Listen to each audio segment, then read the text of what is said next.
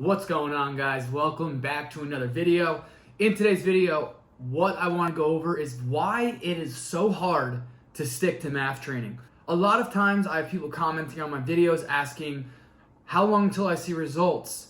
This is boring. I don't like MAF training. So today I want to go over why it's so hard to stick with MAF training. For those of you that are new to my channel, my name's Kevin. I like to run ultra marathons. And the primary way that I train is with MAF training. If you don't know what MAF training is, MAF stands for Maximum Aerobic Function, popularized by Dr. Phil Maffetone. What you do to figure out your MAF heart rate is you subtract your age minus 180. So for me personally, it is 180 minus 26. So my MAF heart rate is 154. And then I have adjusted that somewhat because I have multiple sclerosis and I'm on medication. So you can adjust it either up or down based off your running history, and then if you've had any injuries or anything like that. So for me, I adjust down 5 because I am on a medication for multiple sclerosis. Speaking of MS, I just wanted to give you guys a reminder. I am going to be running 220 miles across an 8-day period from April 23rd to April 30th to raise awareness and donations for MS. So if you're interested in donating to that fundraiser, make sure to click the link in my bio.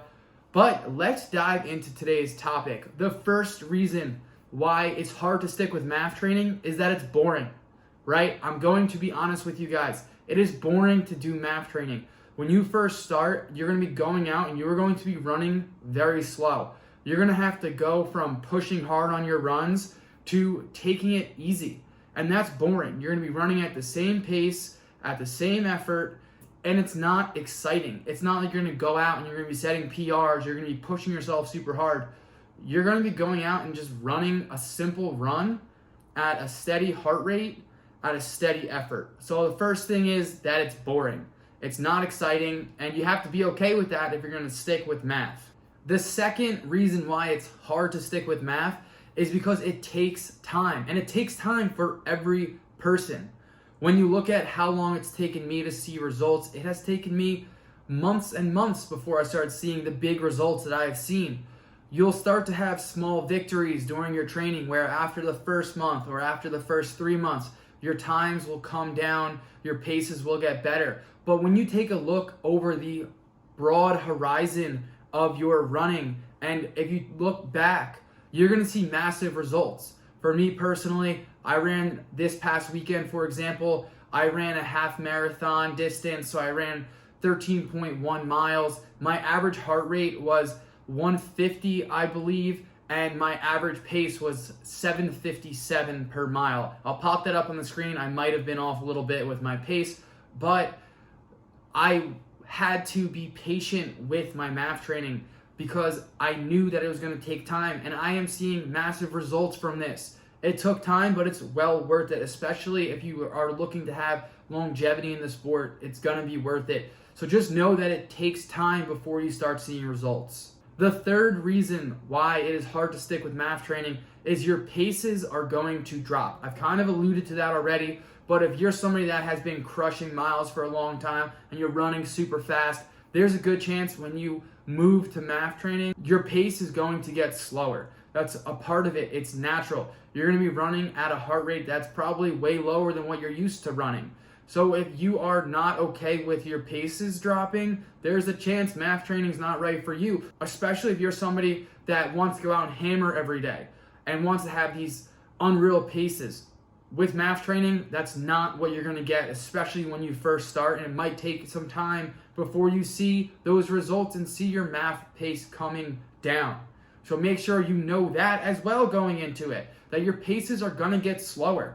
So be okay with it, leave the ego at the door, and that's how you're going to be able to stick with MAF, is if you check your ego at the door and you be okay with your paces getting a little bit slower while you're building up your aerobic base as you run using the MAF rate. The fourth reason why it's hard to stick with MAF training is the fact that you are going to have to reteach yourself to get your legs to turn over fast. The reason why is because when you are running at your MAF heart rate, you are most likely going to have a shorter stride. You're going to be not pushing as hard. Your leg turnover doesn't have to be as much as if you were running hard and pushing yourself. For me personally, I didn't do anything other than MAF training for 10 months. And then when I started trying to run faster, I felt like my body just didn't have that leg turnover. And that's okay. You just kind of have to reteach yourself. The way you can do that is you can add in strides, you can add in intervals, you can do some hill repeats. That's going to get that leg turnover coming back. So make sure you know that you are going to have to reteach yourself to get that leg turnover. That shouldn't take that long. It should come back pretty fast. The fifth reason why it is hard to stick with MAF training is that when you first start, there's a good chance you're going to have to walk on your runs. If you're somebody that has never walked on a run before, then it's going to be hard for you to adjust to the fact that when you go out and run, you might have to walk some of your run. When I go out and run, if I'm running flat, I don't walk. But if I'm running on trails, I sometimes still have to walk the hills. I want to make sure my heart rate stays low, so I'll walk the hills. There's nothing wrong with that. If you are somebody that doesn't want to walk, then MAF training is going to be hard for you to stick with. When I started MAF almost 2 years ago, I had to walk in order to get my heart rate back below my MAF heart rate. And that's okay, because now I don't have to walk on my runs. Now I can go for a run that's over a marathon distance as a training run and not have my heart rate go above my MAF rate.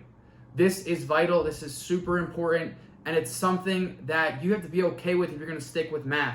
You have to know that you might end up walking in the beginning.